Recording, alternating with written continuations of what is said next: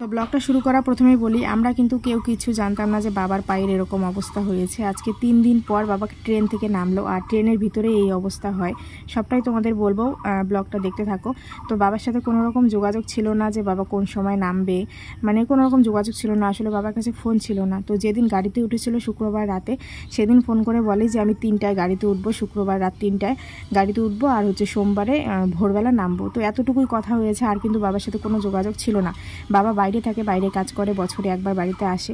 তো শরীর খুব খারাপ করেছে বাবার এবার, মানে আর কি হুট করে চলে আসে বাড়িতে, কাউকে কিছু না জানিয়ে। শুধু ওই যে সেদিন রাতে ফোন করে বলেছিল যে আমি আসছি, এতটুকুই কথা হয়েছে, আর কোনো কথা হয়নি বাবার সাথে।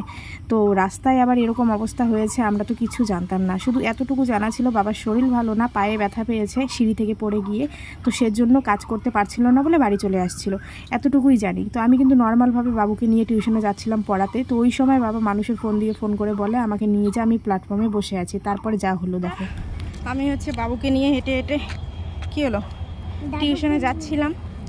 তো ওই সময় বাবা ফোন করে, বাবা নাকি এই 1 নম্বর প্ল্যাটফর্মে নেমেছে। বাবা বাইরে থাকে। তো বাবা বললো একটু আয় এদিকে, বাবা হাঁটতে পারছে না, বাবার শরীর ভালো না, তার জন্যই বাইরের থেকে বাড়ি আসলো। শনিবার ভোরে 3টার দিকে গাড়িতে উঠেছে, আর আজকে নামলো। তো চলো বাবার সাথে দেখা হয়ে কথা হচ্ছে। তো এই যে বাবা বসে আছে। কি হলো, লজ্জা পাও? কমে নাই না, দেখছো দাদুর পায়ে খেয়েছে, ঠান্ডাটা সেই ফুলছে বা না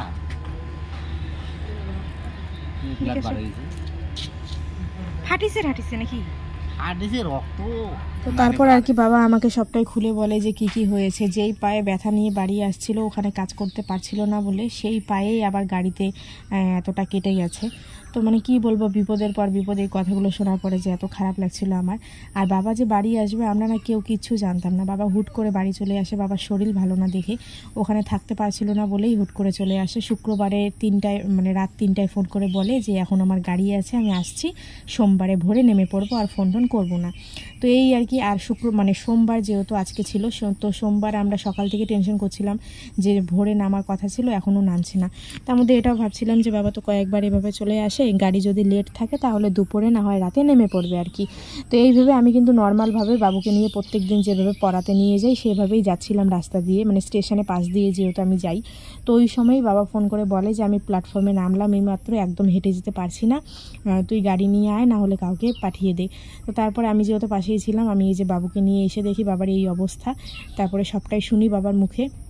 আর কি বলবো, তারপরে আমি আর পারছিলাম না যে বাবুকে নিয়ে, মানে বাবাকে একা পাঠিয়ে দিয়ে বাবুকে নিয়ে আমি পড়াতে যাই। তো তারপরে ওই গাড়িতে করে আমিও বাবাকে নিয়ে একবারে বাড়িতে চলে আসি। বাড়িতে চলে এসে বাবা স্নান ধান করলো, খাওয়া দাওয়া করলো, মাও ডিউটির থেকে আসলো। তারপরে এই যে বাবাকে নিয়ে আসলাম ডাক্তারের কাছে। তো ডক্টর বললো যে মানে যেদিন এই কেসটা হয়েছে আর কি, শনিবারের সন্ধ্যায়, সেদিনই মানে সেলাই করতে হতো। আর আমরা তো কিছুই জানি না যে শনিবারে এই ঘটনা ঘটে।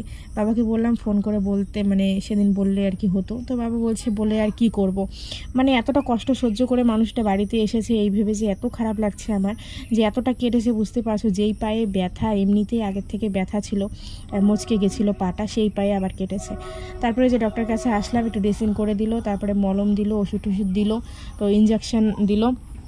দেওয়ার পর তারপরে আমরা এখন বাড়ি যাই। এই ব্লগটা করার কিন্তু কোনো কারণই ছিল না। আমি যেভাবে ওই যে প্রথমে ব্লগটা করলাম যে বাবা নেমেছে আর কি, তো অতটুকুই আমি ফেসবুকে দিয়ে দিতাম। আর আমি এতগুলো ভিডিও করতামও না, দিতামও না। তারপরে ওই যে আমি বাবাকে নিয়ে ধরে ধরে আসছিলাম, বাবা একদম হাঁটতে পারছিল না। টোটো একটা মানুষ ডেকে দিয়েছে, একটা লোক। তো তারপরে সেই টোটোতে করে আমরা আসছি, তোমাদের বললামই সবটাই। তারপরে বাবু আমাকে বলে কি মা দাও ভিডিওটা করে দিই।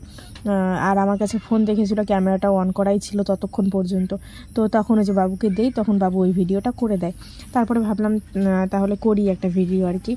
তো চলো এখন যে আমরা বাড়ি চলে যাচ্ছি। দেবুকে ফোন করে বলেছিলাম সবটা, ও কাজের থেকে কামাখ্যাগুড়ির থেকে এসে মানে বাড়িতে গেছিলো আমাদেরকে নিয়ে আসার জন্য। তারপরে এই যে মা রান্নাবান্না করেছে, খাওয়া দাওয়া করে আমরা এখন বাড়ি চলে যাচ্ছি।